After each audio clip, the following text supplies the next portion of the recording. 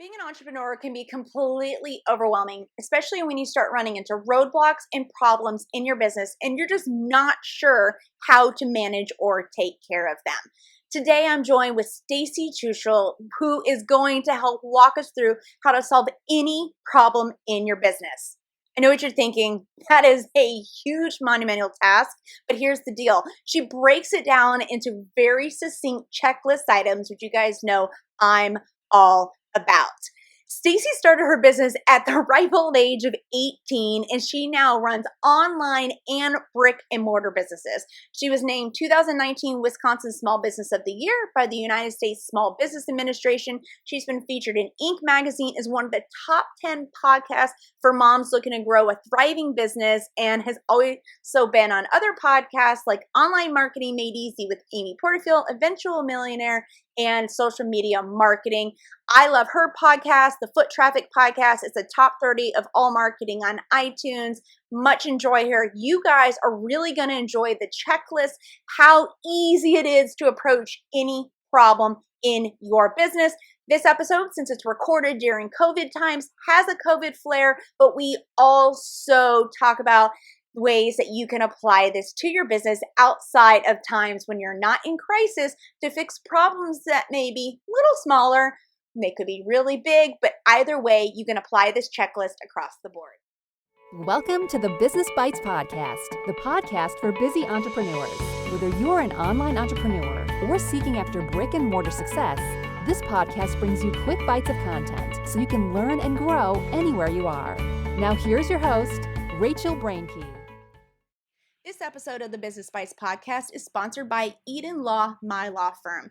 Don't forget that through the end of April 2020, we are offering $500 off trademark applications. All you have to do is log on to eden-law.com or go to rachelbrainke.com and click on legal help. Go right to the website, submit your information. We'll meet with you by phone, Zoom, Skype, FaceTime, whatever it is you want to help protect your brand. We know you guys put a lot of time into entrepreneurship, marketing, running business strategy, all of that, and we want to help to protect all the efforts that you've done through trademark registration. So go ahead and reach out. Let them know you heard about it from the Business Bites podcast. I will be there, and I look forward to helping you. Hey guys, welcome to episode 116 of the Business Bites podcast. I am your host, Rachel Brainke, and today I am joined by another podcaster. I absolutely love, quote unquote, meeting others online that do similar to what I do. So Stacy, welcome. Hi, Rachel. Thanks for having me. Of course. So our topic today is how to solve any problem in your business. And we were talking for the show, for you guys listening, we're recording this during the middle of the COVID pandemic. So we are just going to see where the conversation takes us, because there's a lot of problems and challenges right now for entrepreneurs. But anything we talk about, you guys will be able to use for the future also. Good lessons to learn out of it. As a reminder, the show notes are going to be at rachelbrainke.com/EPI 116. All right, Stacy, so they've already heard your bio, but I want to hear from you in your words. How did you get into entrepreneurship and where you are now? Yeah, so I actually started right out of high school. The summer I graduated, I decided I didn't want to stop dancing. I was on the dance team. I was really enjoying it, but I knew I wasn't going to be a professional dancer. So I thought, well, just for fun, I will start a middle school competitive dance team here locally in Milwaukee. And I had 17 kids jump in that first summer. Within 3 years, we had 100 dancers coming to my parents' backyard. That's where we were holding our practices. And then as I was about to graduate from college, I realized, okay, I might have a business here. This might be something I could really do and continue to do my passion as my career, which was really exciting. So in 2005, I incorporated. I opened up my first dance studio. And today in 2020, we have 2 locations in Milwaukee. We serve about 1,000 dance and music students every week. Right now we are shut down, so we're experiencing some new challenges we've never had before. But we have about 40 to 50 employees every year, and we've been grossing over $1 million a year, several years. So that naturally led to people saying to me, how are you doing this? Can I pick your brain? And it kind of led into more coaching. And then about 5 years ago, I actually launched an online consulting business. And now today, that is what Foot Traffic is. I love it. But I want to know, if you had to go back in time to when you first started all this, making this big jump into entrepreneurship, what is something that you would change? I would say, well, first, I want to start by saying the one thing that I had on my side was being a little naive. I was so young doing this, and that is one thing I needed to keep, because if you knew what you were getting into, you probably wouldn't be jumping as fast. I would say the one thing I would change is just really remembering I don't know everything yet. Like, I really need to listen to others and find a mentor as fast as possible, and just find people that can help me who've already been there versus thinking I should know this or I should be figuring this out on my own. Absolutely not. You don't have to be doing that, especially today with podcasts and so many incredible free resources. And, you know, I've talked about that on the podcast before, because I was very similar in the beginning. And so I chuckled when you said about being naive, because I told myself, well, I'm going to do it, and I don't need to look to anyone else. Of course, the time was a bit different. It was MySpace days. It was before all the freemium information was available out there. But I often stop and think, how much further along would I be had I looked to a mentor or, you know, consumed the information that was available? So yeah, that's a great piece of information. And, you know, since we're sitting in COVID quarantine right now, the uptick in information, I'm overwhelmed with how much is out there. So actually, in that vein of consuming information and looking to others, do you have a piece of advice for those that are sitting there right now going, there's all of this noise on the internet while I'm at home, but I want to work on my business? How do they even sift through all that? Yeah, so you definitely need to make sure that you are not just consuming right now, that you really are producing. So you've got to be the gatekeeper to your calendar, even if it feels like you have unlimited amount of time. I don't know about you, Rachel, but I have kids and I feel like I have less time now that they're home. I realize how much I need my 9 to 3 when they're at school. But I would say really start to ask yourself, is this relevant now? I know, Rachel, you mentioned you have so much relevant content on your podcast right now, specifically dealing with what we're experiencing in the world. And we need to be. If we want to stay relevant, we have to be doing that. So I would say find the mentors that are staying up to date. They're giving you real information that you can use now and not just 6 months from now. So that's a big one. Just, you've got to be selective, and then don't get stuck consuming, right? We're not binging Netflix here. We are still moving forward. Now is not the time to pause on your business. And, you know, and just to piggyback on that, there's a lot going on. There's a lot of emotional stress. So even though we're sitting here like encouraging you guys to consume, produce, and do all that, if you need to take a day, take a day. We've got a few days ahead of us still. So if you just need to sit back and take some time, because that's going to make you more productive when you do sit down. And I definitely threw myself a pity party. Like, trust me, I had my party. I shed a few tears. Like, it was really scary, especially as somebody who owns a physical location that has been shut down, and we don't know when the doors are going to open again. I mean, our expenses exceed $100,000 a month.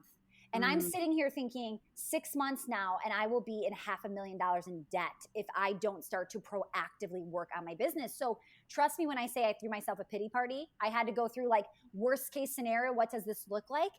And then I realized, okay, now it's time to move forward and take action. So I do agree with you. Sit in that for a little bit, look at that worst case scenario, and know that if you've built it once, we can build it again, right? Like, we can constantly keep moving forward and use the experience from the past.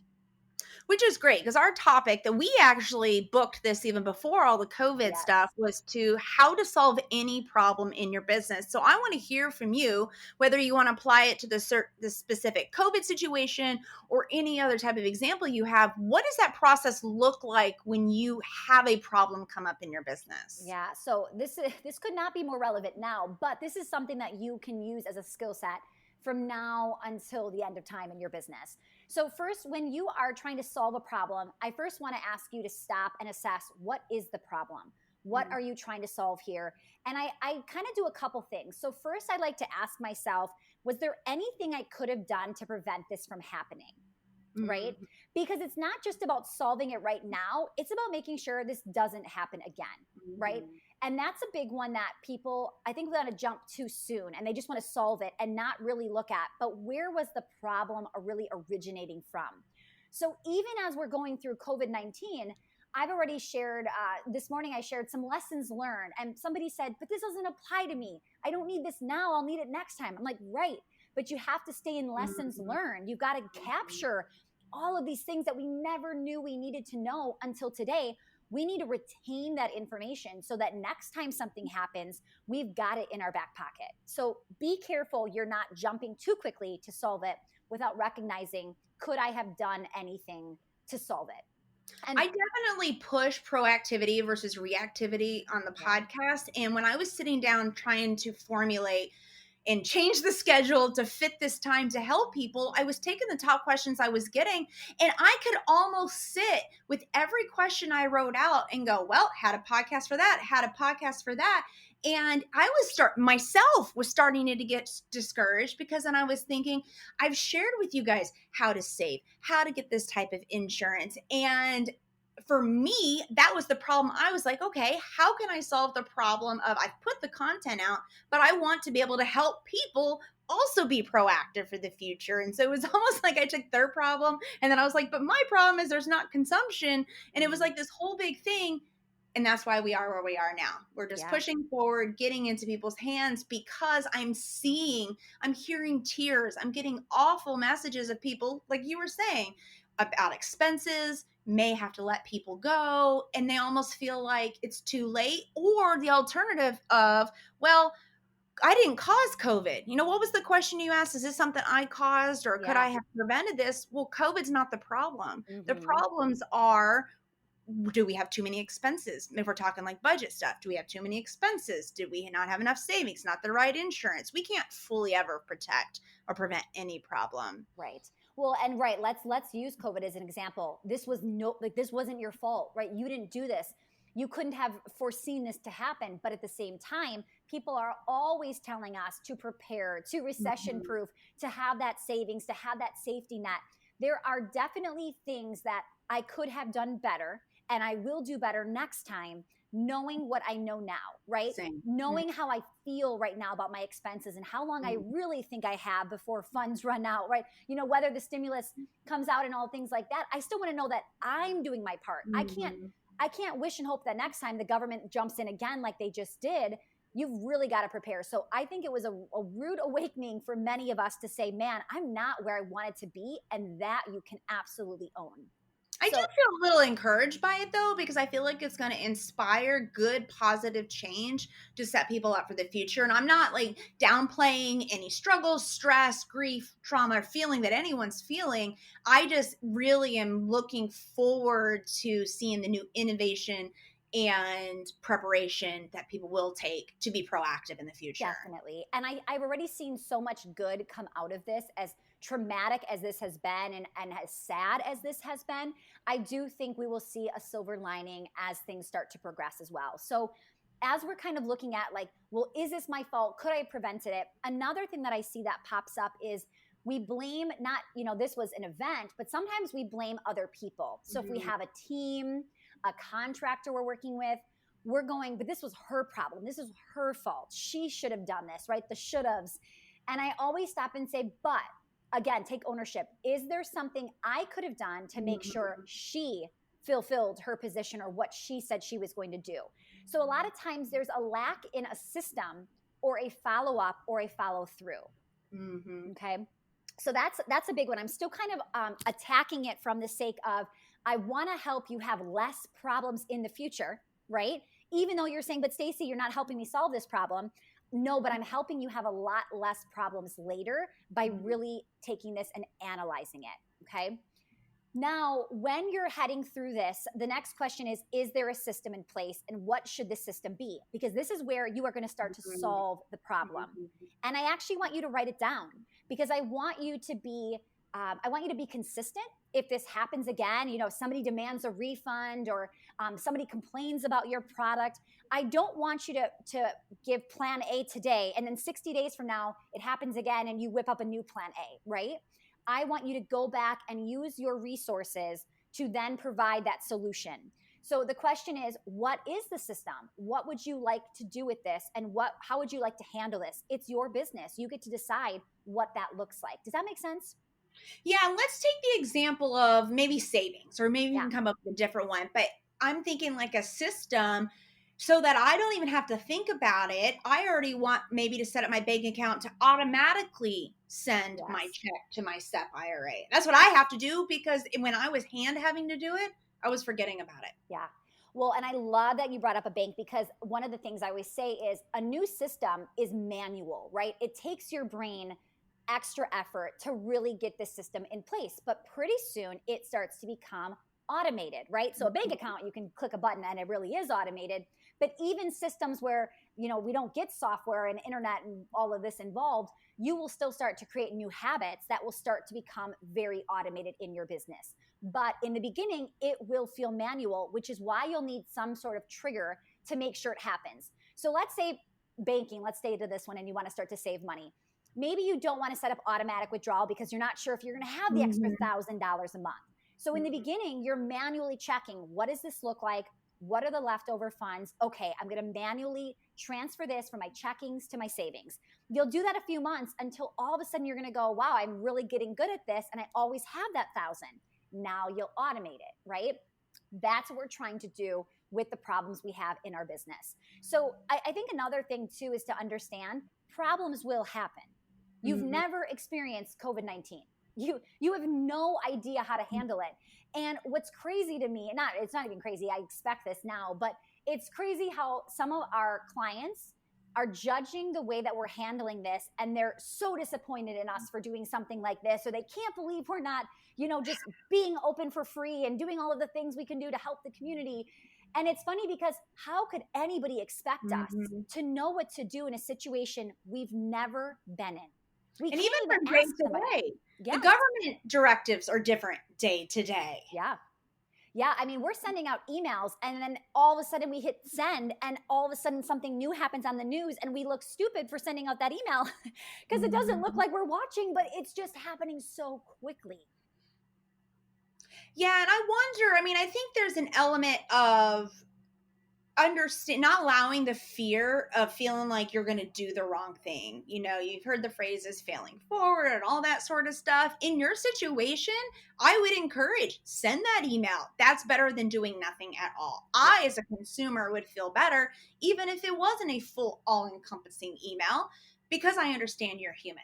So definitely, if you're feeling gun shy about any sort of action you're trying to take, whether it's for COVID or in the future, as long as you cut the steps that you just outlined, Stacey, are very great ways to approach it. Be confident in the choices that you're making and follow through and see how that's working. And where does that fall in your steps here of solving a problem? Yeah. So I was just going to say to you, one of the things I always say to myself is there's always a solution. Like, I have a couple phrases that get me through hard times. So one of them recently has been, we'll figure it out. We always do.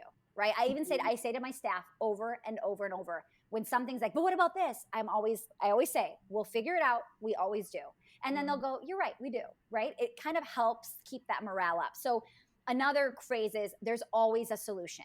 It might not be the thing you are thinking is your solution. You've got to stay open-minded now more than ever. So I keep telling people, you may have to shift your product. You might have to sell something you've never sold before. Yeah. But if you're a chiropractor and you just keep thinking, but I have to meet them in person, and you are so stuck on knowing the solution, this is where you have to be open-minded, because your solution right now, you cannot legally continue to do what you've been doing. So you must pivot and do something different. And that's why I need you to be open-minded to the possibility of what else is out there.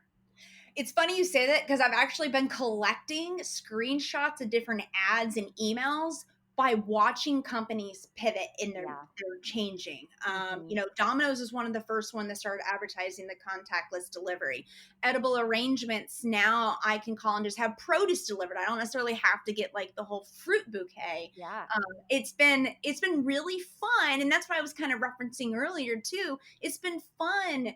This sounds so weird, guys. I'm really not like that horrible of a person. But I got to find little joy in things, and I find joy in watching how companies respond to Yeah. situations, how they treat their customers. And so it has been a good exercise, I guess is the better word, to watch companies pivot, like on the Yeah. Friends episode, pivot, and change their marketing up and to change how they're doing things, like the chiropractor thing. Yeah. I did something to my neck 2 weeks ago. I would love to be able to have like a phone call with my chiropractor and be like, what can I do for my neck from home? Like, Yes. that sort of, I'd pay for that right now, but they're closed. They're not Right. offering anything. Yeah, we just had one of our clients who is a chiropractor, and she is now doing virtual consults on Zoom. She's Love going to it. teach you some exercises. That is how you get resourceful. Mhm. That is how you get scrappy and you make it through any problem that you have. It's not about your resources, it's how resourceful are you and what are you willing to do? And I think I agree with you. I think it's been really intriguing or interesting to watch people pivot, and it's inspiring. It's making me want to continue to double down and serve Mhm. where I can. So I love watching, how people are reacting, because it's truly showing the character, right? I keep telling anybody that is not happy with something we've done, I just keep ending each email with, we're doing the best we can. And I Mhm. believe that. And when I believe it, I think it shows too. We have like 1,000 students, and we've only had 40, like 20 in dance and 20 in music drop right now, which to me, that is crazy low. Like, I am so proud Mhm. of the retention we've Mhm. had. And it's because I truly believe we are doing the best that we can do. And I wouldn't even attribute those 40 to anything that you have or haven't done. It's Yeah. just the economic state of everything right now. Completely. And people leaving graciously saying, I'm so sorry, we just cannot continue to do this. But we're, again, being resourceful, looking at what can we do next and what's our next step. And we're constantly looking ahead. And that is all you can do when problem solving, and be ready for it. And to know that it's going to happen. It's a part of business. You are never going to not have problems in your business. That is crazy to think that. So be okay with knowing things will happen that you've never experienced before, and you won't know how to solve it until you're starting to figure it out in the moment. Let me ask you this. What happens when you get in that moment and it just seems so overwhelming of a problem that even going through this checklist you've given them isn't helping them to reevaluate or pivot or any of that? What can they do if they just Yeah. feel stuck? So I would love to get somebody else involved here. I would love for you to get a peer, a friend, a mastermind partner, like anything like that, to ask their opinion. Sometimes we're so close to our own problems, we can't see the solution. And sometimes, let's say it's a problem with a customer, ask them. What is something, like, let's say somebody messaged you and said, I was expecting more from this product, program, or service, unfortunately, right? You could respond and say, well, what were you hoping to get out of it? Yeah. And what's something you would love to see in here? You might get an idea that you've never thought of before, and it becomes something that everybody loves about your offering. Or the customer is just happy to be heard too. Absolutely. They always say, thank you so much for letting me share my opinion, right? They just feel so heard, especially when you take them seriously and you really read it. And all of a sudden, maybe one of those things is something that's a part of your business. They are so grateful. And that's one of our ways that we help to solve problems, because since, like with you, my hands are not on everything. I don't hear everything that goes on. And if we don't have some sort of process in place, I'll never know the problems or the bottlenecks. And so we keep running lists of like top questions or pain points from our customers, our clients, depending on which of my business it's in. And then I sit down and I evaluate them on a routine basis to say, is this something we can automate? What are we doing differently here? And actually, the situation you just outlined, like if you have a customer who's upset about something they purchased and meet expectations, turning around and asking, not in like a negative way, but welcoming, please tell me. And that has been something that's been really pivotal in changing our customer service. And it really has given me the answers and taken a load off of a lot of those quote unquote problems that were on our list. Yeah. And you just reminded me too that this isn't something that if you have a team, you don't want to be getting all of the problems. You don't want to be, having to deal with all of the negative emails or all of the negative phone calls. We have systems in place where We actually have something called like $100 happiness policy where Yes, we do too. Oh, do you? Okay, I love this. And it's so nice because it kind of fuels and makes my team feel confident that they can take action and fix something. But then all they have to do is report on certain things. If we say, if you're getting X amount of emails, we want to know, right? Like set some limits and some parameters so they're aware and you're not going, whoa, how did I not know we're getting a negative email every day, right? Because I think it's draining if you're seeing every single negative thing that people are saying about you and your business. And with us, we have thousands of clients. So of course, not every single person is loving us, right? I mean, we're going to have different opinions. And just to be clear on that, I kind of cut you off because I got excited because that was the example I was going to use. I empower my team, much like what you were getting at, that if they need to solve a problem or something, they can unilaterally decide to refund up to $100 or gift a product or something of up to $100 without having to ask me. Yes. And thank you for saying that. And then we have a thing where, let's say $100 just does not cut it or it's not going to be good enough. Then the system is it escalates to the manager who has a higher amount or is allowed to do something different. So we have systems in place to decide when it comes to me. And I always say to the person who is working under me, my general manager, I'm like, you can give whatever you need to give away because by the time it comes to me, they're so they've been passed around way too many times. Yeah. I'm like, this is not going to go well, right? So we just want to end on good terms and have a good relationship.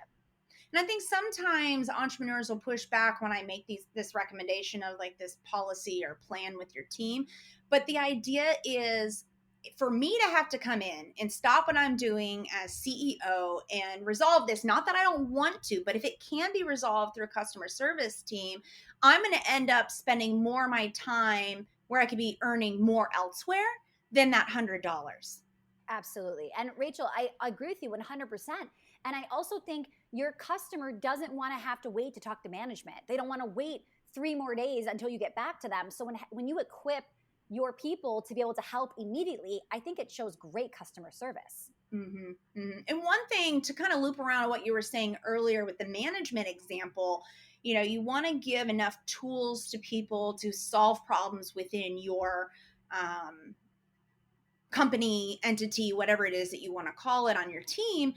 But I also, and this is kind of my transparency here, I've had a downfall of almost allowing for, I take a step back, give benefit of the doubt, but almost to a fault, even after reevaluating, making sure I'm providing the right management and the problem's just not getting solved. And I'll just keep letting it happen, thinking, they're going to fix it. They're going to figure it out no matter what I change. But sometimes a solution to problem may be removal of a team member. It may be removal of a program, quitting a business. That may be that solution. Yeah. A removal of a client. Yeah. That's possible. Yeah. And, so I share that to say that I feel like I'm visually thinking of like this spectrum of solutions, down from like coming up with a quick process all the way through. It may be something that's huge, life-changing. Yeah. But it's only going to help. Making that hard decision now will help so many other problems down the road. Mm-hmm. Mm-hmm. Yeah. And like my example with if the team member is just not getting it, no matter how much I try to change my management style or ways, I've drugged my feet too long before, and it started poisoning the well with my existing other team members. And finally, that's what made me say, all right, we have to solve this problem. But it wasn't just getting rid of a team member. Then it was, okay, now it's time to hire. So we started over with a whole new set of problems. Let's relook at our hiring and qualification process, which can be really overwhelming. But I think in those moments, take them as good times to, one problem may highlight a bunch of other problems. You don't have to tackle them all at once, but it gives you a good view of your business. Right. And it's just about refining. You don't have to start over from scratch and make these massive pivots and just refine, get a little better. That compound effect, you will feel it. Trust me. So have we gotten through all your major steps of how to solve any problem? Yeah, I think the last one is really one of those things. And it doesn't really matter if you're consulting other people in the beginning or the end, but it's a crucial step. And a lot of times you're in your own way. You don't see your blind spots. So that's why it's good to get somebody else's opinion. My encouragement would be to someone that's actually going to give you tough love, Mhm. your mom's probably not the best person to ask because she's going to think everything you do is amazing anyways. Right. Or a client that is loving you no matter what you do, right? She's always going to say everything that you're doing is great. So agreed. Give somebody that's going to give you honest feedback. Awesome. Well, Stacey, I much appreciate you coming on today. Guys, Stacey has so much information. Her podcast is phenomenal. I'm going to link all of it at rachelbrinky.com/EPI116. Do you want to leave us with one last bit of information, encouragement, a tip, anything you can think of during this COVID time? Yeah. So I would say, well, first, thank you for having me. This has been Of fun. course. I loved having this conversation. I would say, as we're heading in these unknown territory, this uncharted waters, just give yourself some grace and remember that you don't know all the answers. You don't have them, but you do have a community of people that we're all striving for the same thing. We are all trying to get through this together. And I would say just lean in, surround yourself by, podcasts like this and people that are doing the same thing that are more positive than listening, getting sucked into the news all day long and hearing the negative. So that's my biggest thing is just stay around the right people. Your average five, they always say, like, you're the average of the 5 people. Those 5 people are more important now than ever, and do not let one of those be the news, please. Yeah, I found myself doing that, scrolling through the news. Finally, I was like, I got to remove this app from my phone. Well, awesome, Stacey. Thank you so much. Much appreciated. I definitely want to have you come back because you're a wealth of knowledge. And y'all listening, don't forget to jump into the Business Bites Facebook group. We have threads specific to every episode. Freebies go in there as well. And don't forget that we also have the COVID resource page, rachelbrinky.com/COVID. We're putting all of the podcasts specific to this time on there, free resources. I just updated a whole bunch of stuff before recording this episode so you guys can find a wealth of knowledge. As always, reach out if you need anything and have a good week. Thanks for joining Rachel on this episode of the Business Bites. For show notes, a list of recommended tools, or referenced episodes, you can find them at businessbitespodcast.com. Until next time.